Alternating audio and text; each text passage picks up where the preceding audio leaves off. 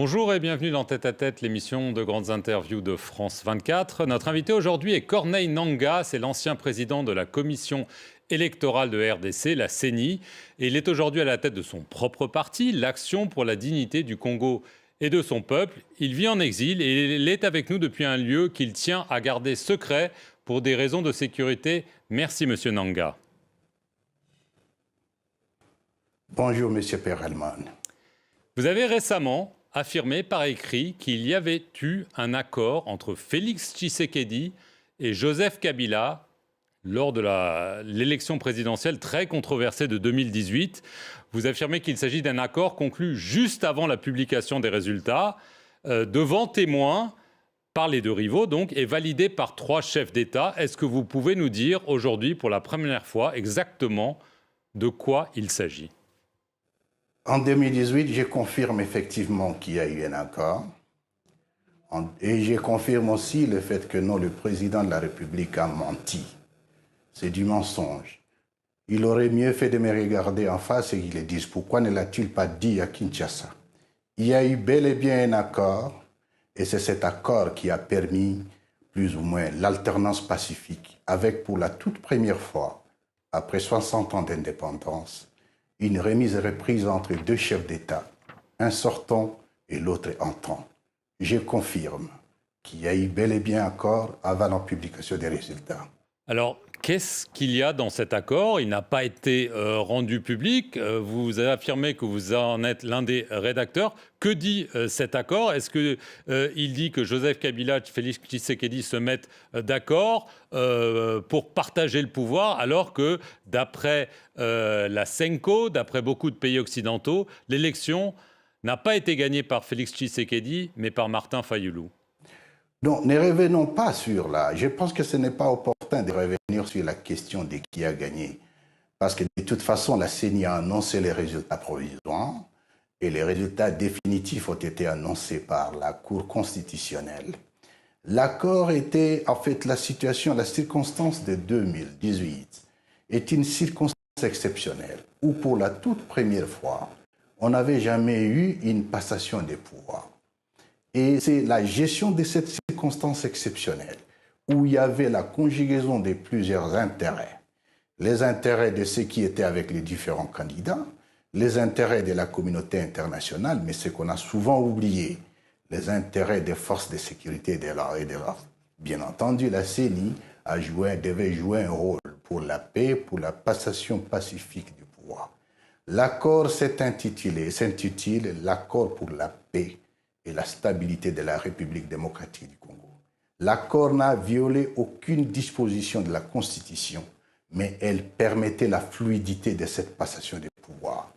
Et je confirme que l'accord a bel et bien eu lieu, mais M. Tshisekedi est habitué au parjure et à la négation, et je me demande pourquoi l'a-t-il dit à New York? Il devait le dire à Kinshasa. Qu'y a-t-il dans cet accord, Monsieur Nangaa? Je vous repose la question. Pourquoi est-ce que Félix Tshisekedi nie qu'il y a un accord? Si vous dites qu'il n'y a pas de problème, pourquoi ce secret? Pourquoi ce mystère? Il n'y a pas de mystère, il n'y a pas du tout de mystère. Dans les jours qui viennent, Monsieur Perelman, nous allons rendre public l'accord. Et l'accord a pour objet le partage des pouvoirs. Parce qu'on était dans une situation exceptionnelle, où la majorité a été bien et bien gagnée par le FCC, alors que celui qui est passé président de la République était de l'autre bord. Et cet accord a été fait devant témoins, y compris 3 chefs d'État africains. Est-ce que vous pouvez le confirmer? Je confirme que l'accord a été signé devant témoins militaires, témoins politiques, et qu'après, l'accord a été validé et certifié par 3 chefs d'État africains. Est-ce que vous pouvez les citer? Bien entendu, le président sud-africain, c'était l'ancien président kényan et le président égyptien. Vous avez quand même dit dans une interview à Radio Okapi fin août, parce que vous dites que les résultats ne sont pas controversés, vous ne voulez pas revenir dessus, vous avez dit quand même qu'il y a eu des secrets de délibération des véritables résultats.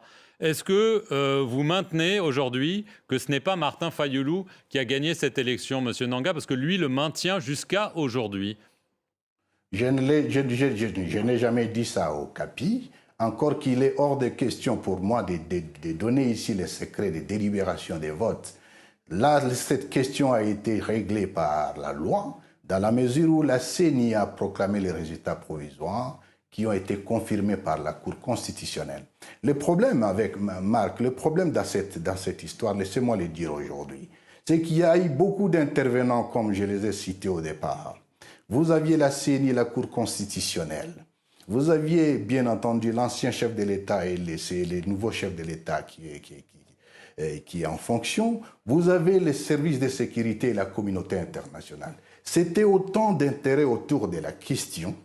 Alors, ce qui est souvent énervant est que ça soit la CENI seule, et donc le président de la CENI, l'ancien président de la CENI seul que je suis, et que je sois en train de payer la facture. Moi, disons, mon adjoint ainsi que mon conseiller technique avons été sanctionnés par les Américains à cause de ça. Et aujourd'hui, on ne peut pas nier qu'il y a eu un accord. Et c'est ce qui est très énervant parce que ceux qui sont bénéficiaires, de ce qui est le premier bénéficiaire de cet accord, il devrait être sincère et être dans l'humilité de ne pas mentir. Il a menti. Mais ce que je ne comprends pas, Monsieur Nanga, c'est en quoi cet accord devait-il être secret? Si c'est juste un accord de partage de pouvoir, en quoi est-ce que ce serait un problème de le rendre public et pourquoi tant d'enjeux autour de ça? Monsieur Perelman, ce n'est pas à moi de vous apprendre que dans la vie des sociétés, les sociétés vivent des accords. Cet accord n'est pas un accord secret. Cet accord est un accord public, il sera rendu public dans les jours qui viennent. Mais comme vous le dites vous-même, on est en 2023. Pourquoi est-ce qu'il n'a pas été rendu public au moment où il a été signé, début 2019? Quel était le problème? Il devrait être rendu public aujourd'hui parce que le premier bénéficiaire en nie l'existence, ce qui est un mensonge. C'est ça plutôt le problème. Ces soutiens affirment que vous agissez ainsi aujourd'hui parce que déjà, vous avez pris votre envol politique, si je peux dire, et d'autres affirment qu'il y a une dispute minière, que vous avez essayé d'obtenir des faveurs du pouvoir et qu'il n'y a pas répondu favorablement, et que c'est pour ça que vous vous vengez. Quelle est votre réponse à ces accusations contre vous? Les questions privées ne me concernent pas lorsque je prends mes positions politiques. Il est un fait que je suis en contradiction politique avec le régime de Tshisekedi.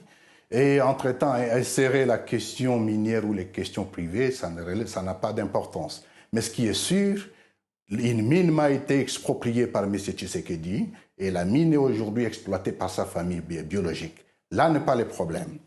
Ce qui nous concerne, c'est le Congo aujourd'hui. Où va le Congo? Le Congo est dans une situation qui est telle que nous risquons de le perdre parce que nous avons à la tête de l'État un pyromane, je dirais un président qui ne sait pas ce qu'il doit faire. Depuis son avènement au pouvoir, il n'a fait que violer la Constitution. Il a hérité d'un pays entier et aujourd'hui le pays est divisé. Des territoires entiers sont amputés de certaines entités. Et est-ce que ça doit continuer de cette façon? Je ne pense pas. Le tâtonnement avec lequel il gère la situation sécuritaire du pays nous montre qu'aujourd'hui, M. Tshisekedi, c'est plutôt un agent de la balkanisation du Congo. Et nous ne devons pas le laisser faire, nous devons le stopper. C'est cela notre combat. Vous dites que vous êtes menacé. Sur quelle base affirmez-vous cela, M. Nanga? La menace de mon intégrité physique est réelle. Je suis en exil forcé parce que M. Tshisekedi voulait me tuer. Au fait, la chanson a toujours été la même. Nanga en connaît un peu trop. Il en sait un peu trop. Et c'est ça le problème. On m'a retiré la garde alors que j'en ai droit. Évidemment, c'est sa politique de vouloir humilier tout le monde qui plus ou moins a participé à ce qu'il soit là aujourd'hui. C'est la même chose aujourd'hui. La tendance, la propension à chercher à humilier l'ancien chef de l'État, ça va dans cette logique. Moi, on m'a retiré la garde. J'ai eu des menaces en permanence. Je me suis éclipsé de Kinshasa. Et c'est ce qui justifie qu'aujourd'hui, je suis en errance ou en exil. Mais entre-temps, cela ne va pas arrêter le combat que j'ai pris. Dernière question, Monsieur Nanga. Évidemment, on a beaucoup parlé de la dernière élection présidentielle. Il y en a une qui se profile normalement fin décembre. Est-ce que vous pensez qu'elle sera libre et transparente? Elle ne sera, de toute façon, il n'y aura pas d'élection en décembre. Deuxièmement, les conditions sécuritaires du pays, je me pose la question de savoir qu'est-ce que nous cherchons. Nous sommes en train de nous bousculer à Kinshasa pour l'élection. Entre-temps, nous n'avons plus Rutshuru. Entre-temps, nous n'avons plus Masisi. Là n'est pas le problème. Le pire, c'est que M. Tshisekedi aujourd'hui est un acteur de division des citoyens. La situation au Kivu aujourd'hui, la situation à l'Est en général, c'est entre autres par le fait qu'on a divisé le peuple. Et aujourd'hui, même tout ce qui est en termes techniques ne permettra pas les élections en 2023. Pour conclure, c'est dire, aller aux élections le 20 décembre 2023, ce serait comparable à un téméraire commandant qui se décide de poser l'aéronef sur une piste parsemée de gros bétail. C'est très dangereux, nous ne l'accepterons pas. Corneille Nangaa, merci beaucoup d'avoir répondu aux questions de France 24 et merci à vous d'avoir suivi cette émission sur nos antennes.